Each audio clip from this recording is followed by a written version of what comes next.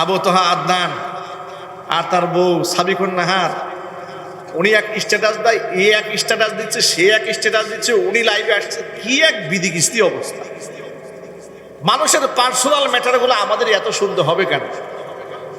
মানুষের ঘরোয়া ব্যাপারগুলো আমাদের এত শুনতে হবে কেন? আর এগুলো আবার মানুষ শুনতে এত মজা পায়, মানুষের গীবত শেখায়েত, অন্যের সমালোচনা, অন্যের বউ কি করেছে, অমুকে কয়টা বিবাহ করতে চেয়েছে, এটা নিয়ে তার মাথা নষ্ট হয়ে গেছে।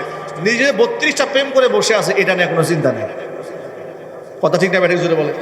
মানে অন্যের ঘরের অশান্তি নিয়ে উনি খুব মজা পাচ্ছে, নিজের ঘরে কোনো খবর নেই।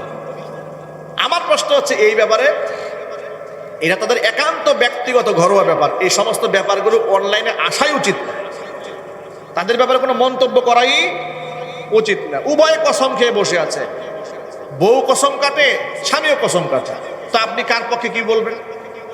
যারা উভয় কসম করে ফেলেছে, ফয়সালা কে করবেন এখন? ভাইরা আমার, একটা মূলনীতি সকলেই মনে রাখেন, সেটা হচ্ছে দুনিয়াতে যেহেতু একদিন এসেছি অবশ্যই বিদায় হয়ে যেতে হবে। রাজা হলেও বিদায় হতে হবে, প্রজা হলেও বিদায় হতে হবে। মনে রাখবেন, দুনিয়ার সময়টা একেবারে সীমিত সময়, কিন্তু পরকালে অনন্ত অসীম সময় সামনে রয়েছে। দুনিয়ার সফলতাও মূল সফলতা নয়, দুনিয়ার ব্যর্থতাও মূল ব্যর্থতা নয়। দুনিয়াতে আপনি রাজা হলেন, বাদশাহ হলেন, এমপি আর মন্ত্রী হলেন, প্রাইম মিনিস্টার হলেন, বিরাট বড় ক্ষমতাধর হয়ে গেলেন, জুকারবার্গের মতো সম্পদশালী হয়ে গেলেন, ইলেন মাস্কের মতো সম্পদশালী হয়ে গেলেন, এটাও সফলতা নয়। কোরআন বলে দিয়েছে মূল সফলতা কোনটা শোনেন, কুল্লু নাফসিন যায়িকাতুল মাউত ওয়া ইন্নামা তুওয়াফাউনা উজুরাকুম ইয়াওমাল কিয়ামাহ ফামান যুহজিহা আনিন নারি ওয়া উদখিলাল জান্নাতা ফাকাদ ফাজ ওয়া মাল হায়াতুদ দুনিয়া ইল্লা মাতাউল গুরুর। প্রতিটা প্রাণীকে মৃত্যুর স্বাদ আস্বাদন করতে হবে, মরতে তো হবেই সকলকে। আল্লাহ পাক বলেন সকলেই মরবে, মৃত্যুতে কেউ বাঁচতে পারবে না। ওয়া ইন্নামা তুওয়াফাউনা উজুরাকুম ইয়াওমাল কিয়ামাহ, কিয়ামতের দিন তোমাদের আমলের বিনিময় তোমাদেরকে পূর্ণ আকারে তোমাদেরকে বুঝাইয়া দেওয়া হবে। পূর্ণ আকারে আমলনামা হাতের মধ্যে তুলে দেওয়ার পরে, প্রাপ্ত বিনিময়টা তুলে দেওয়ার পর, ফামান যুহজিহা আনিন নার, জাহান্নামের আগুন থেকে যাকে রক্ষা করা হবে, ওয়া উদখিলাল জান্নাতা, যাকে জান্নাতে প্রবেশ করানো হবে, ফাকাদ ফাজ, ওই ব্যক্তি সফল। ওয়া মাল হায়াতুদ দুনিয়া ইল্লা মাতাউল গুরুর, দুনিয়ার জীবনটা হচ্ছে ধোঁকা আর প্রবঞ্চনা ছাড়া কিছু নয়। দুনিয়ার মায়া, মোহাব্বত, প্রেম, ভালোবাসা সব প্রবঞ্চনা আর ধোঁকা। কথা ঠিক না ঠিক জুড়ে বলেন? উদাহরণ দিয়ে বললে খুব সহজে বুঝতে পারবেন। যে স্ত্রীকে আপনি এত ভালোবাসেন, এত মোহাব্বত করেন, আপনাকে সারা রাতের বেলায় তার ঘুম হয় না, ঠিক না ঠিক জুড়ে বলেন? রাতের বেলা আপনাকে ফোন দিয়ে বলে কোথায় আছেন, কেমন আছেন, কি অবস্থা আছেন, রাতের খাবার খেয়েছেন, বলে না, তাড়াতাড়ি বাসায় আছেন, খাবার নিয়ে বসে আছি। যদি আপনি বলেন তুমি খেয়ে নাও, বলে না, খাবো না, আপনার জন্য অপেক্ষায় আছি। দুপুর বেলা বলে ফোন দিয়ে কোথায় আছেন, কেমন আছেন, কি অবস্থা আছেন, খাবার নিয়ে বসে আছি, তাড়াতাড়ি আসেন। আপনি সারা খাবার পেটের মধ্যে ঢুকে না, ঠিক না ব্যাটিক যদি বলেন? কথা বুঝতে কষ্ট হচ্ছে নাকি ভাই? এটা বাস্তবতা কিনা? কত মোহাব্বত স্বামী স্ত্রীর, সুবহানাল্লাহ খান।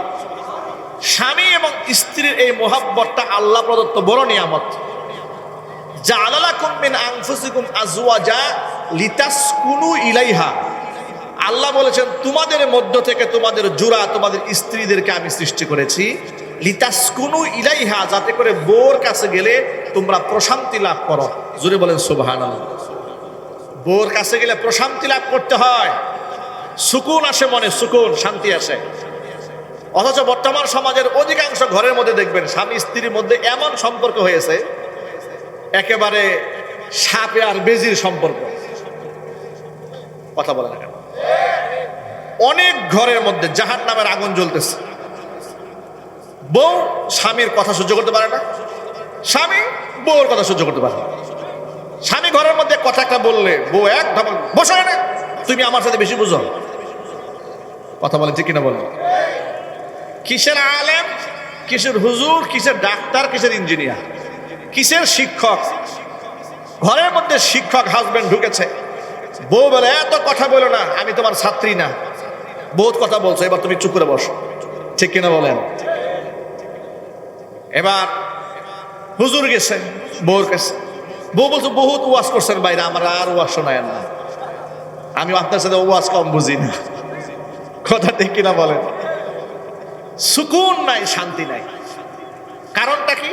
কারণ হচ্ছে কেউ কারো হক আদায় করা। কোরআন হাদিস একজন স্বামীর প্রতি স্ত্রীর প্রতি স্বামীর যে হক দিয়েছে সেই হক আদায় করেন, যার দরুন সমাজের মধ্যে মারামারি হয়, ঝগড়া হয়, বিবাদ হয়। সাহাবায়ে কেরাম রাদিয়াল্লাহু তাআলা আনহুম আজমাইন তারা স্ত্রীদেরকে ভরণ পোষণ দিতে পারেন না আমাদের মতো লাক্সারিয়াস লাইফ লিড করার নাই, কিন্তু তাদের মধ্যে ছিল শান্তি, মহব্বত, ভালোবাসা, শ্রদ্ধা। আল্লাহু আকবার বলে। ছোট্ট একটা এক্সাম্পল দেয়, আপনাদের বেশি কষ্ট হচ্ছে না তো ভাই? নবী করিম সাল্লাল্লাহু আলাইহি ওয়াসাল্লামের জীবন যাপন ছিল একেবারে সাদামাটা জীবন যাপন, কখনো খেয়ে কখনো না খেয়ে, কখনো একটা খেজুর খেয়ে কখনো পানি খেয়ে, কখনো 2-3 দিন একেবারে না খেয়ে, এই ছিল জীবন যাপন। সুবহানাল্লাহ। কি ঘর, ঘরে বউয়ের লাক্সারিয়াস শাড়ি নাই, গহনা নাই, হ্যাঁ কিছু নাই, কিন্তু স্বামীর প্রতি স্ত্রীর প্রতি মহব্বতটা কেমন ছিল স্বামীর, একটা এক্সাম্পল। মা আয়েশা রাদিয়াল্লাহু তাআলা আনহা একদিন ঘরে বসে আছেন আর বসে বসে কাপড় সিলাইতেছিলেন, নিজের কাপড় নিজে সিলাচ্ছেন। আর নবীজি সাল্লাল্লাহু আলাইহি সাল্লাম ঘরে বসে আছেন, জুতা সিলাইতেছিলেন, জুতা। আল্লাহু আকবার। নবীজি সাল্লাল্লাহু আলাইহি সাল্লাম জুতা সিলাচ্ছেন, এমন সময় বাহিরের রৌদ্রের আলো রাসূলের চেহারার মধ্যে এসে পড়তেছিল। আপনারা কল্পনা করেন তো, এই পৃথিবীতে আসমানের নিচে জমিনের উপরে রাসূলের চেয়ে সুন্দর কোন মানুষ আল্লাহ সৃষ্টি করেন নাই। আল্লাহু আকবার বলেন। মা আয়েশা রাদিয়াল্লাহু তাআলা আনহার জন্য বলেছেন, দুনিয়ার সূর্য আসিফ, দুনিয়ার সূর্য সকালবেলা উদিত হয়, আমার ঘরেও একটা সূর্য আছে, আমার ঘরের সূর্য এশারের পরে আমার ঘরে উদিত হয়।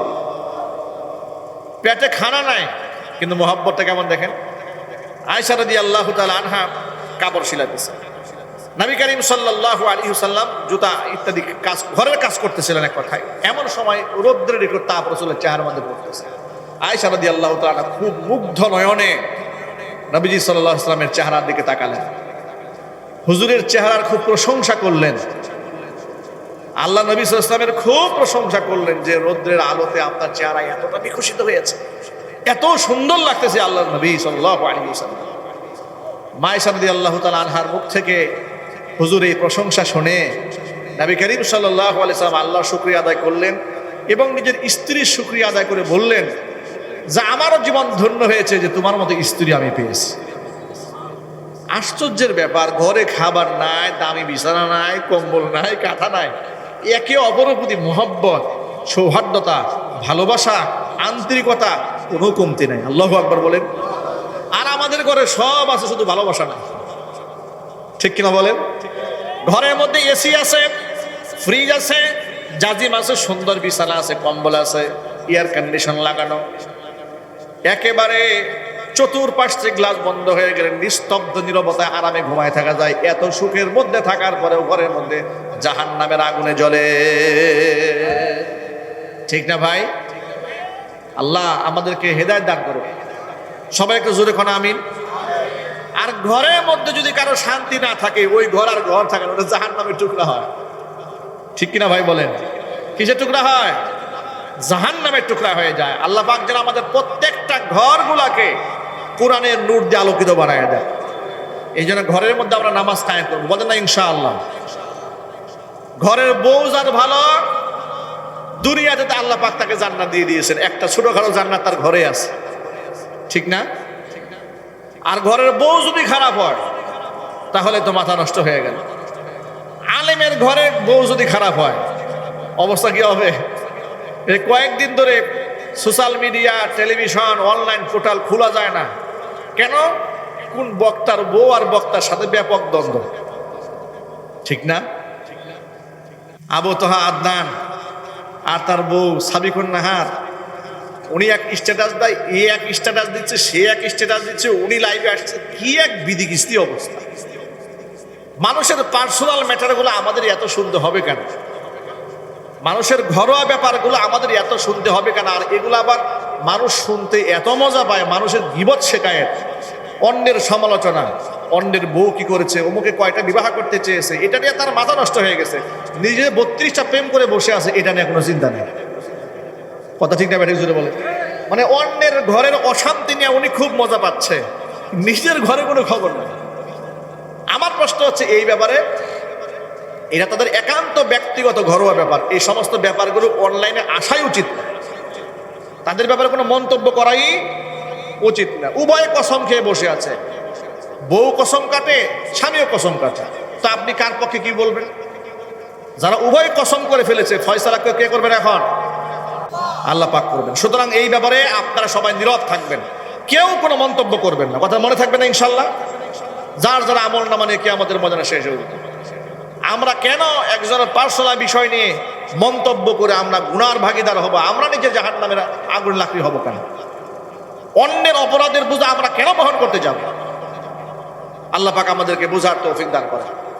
আল্লাহ পাক আমাদেরকে হেদায়েতে কামিলা নসিব করেন। জোরে কোন আমিন।